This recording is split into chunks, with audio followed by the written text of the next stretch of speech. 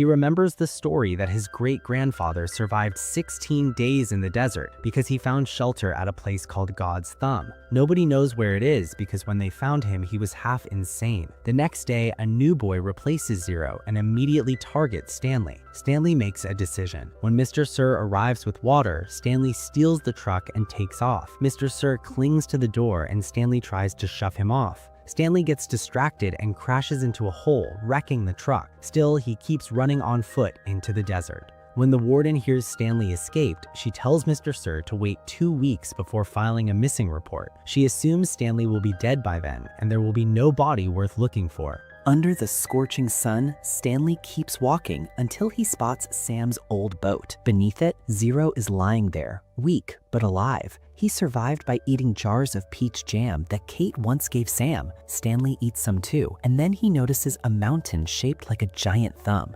Instantly, he thinks this must be God's Thumb, the shelter his ancestor found. They leave the boat and start climbing. It is brutal. Stanley slips, but Zero grabs him and saves him, injuring his own hand in the process. Stanley wraps the wound, and they keep going, but Zero is exhausted and refuses to move. So Stanley lifts Zero onto his back and carries him up the mountain, just like Elia once carried the pig. Soon they find greenery and a small spring. Then Stanley spots wild onions, the same kind Sam used to sell. He wakes Zero, and they both eat onions and drink water like their lives depend on it. Because they do. Without realizing it, Stanley starts humming the old family song. It is the same mountain song tied to Elia's broken promise. By carrying Zeroni's descendant up the mountain and giving him water, Stanley finally completes the ritual, and the curse is lifted. At the same time, back home, Stanley's dad suddenly succeeds with his invention.